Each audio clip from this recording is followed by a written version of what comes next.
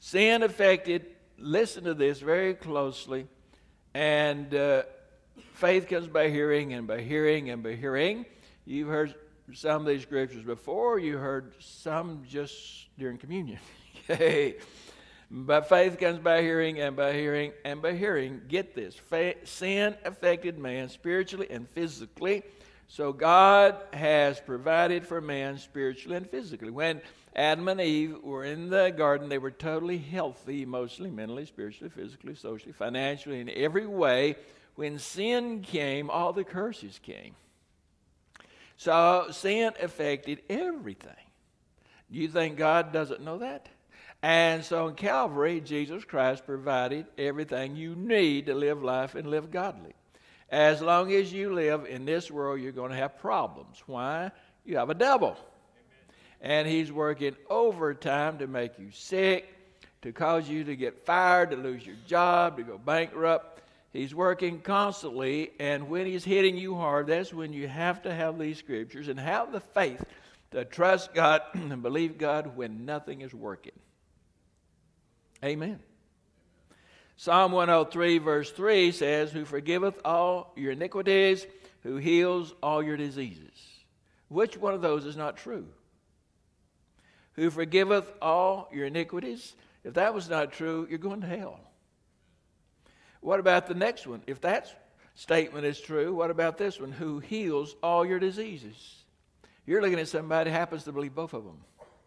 Now the healing, well, sometimes they have to fight to believe I'm saved.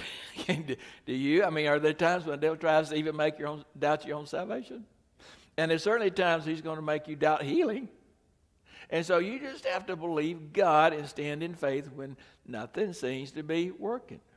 During a 3-day fast, I was given a revelation concerning Matthew 8, 16, and 17, and that's where my conviction on this and my knowledge on this and my faith in this comes from. And it was God. It was a personal revelation. I'm one of those people too stubborn to listen to preachers. God had to talk to me personally. Am I talking to people like that right now?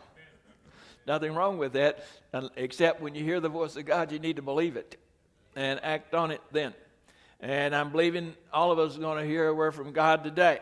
Matthew 8:16, when the even was come, they brought unto him many that were possessed with devils, and he cast out the spirits with his word, by the spoken word, and by faith in Jesus, Jesus Christ, we can drive out demonic spirits. Somebody say amen.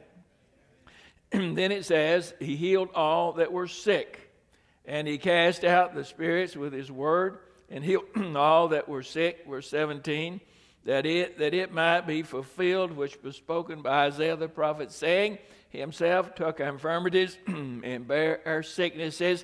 So Matthew says Jesus healed everyone that came to him for a reason, to fulfill the prophecy of Isaiah that says, truly he bore our sickness and carried away our pains. He was wounded for our transgression. He was bruised for our iniquities. The chastisement of our peace was upon him, and with his stripes we're healed or made whole. When I read this, the Lord spoke to me. He said, do you believe I am still here? I asked you, do you believe he's still here? He said, if 2 or 3 are gathered together in my name, there am I in the midst of them. Do you believe that or not? Amen.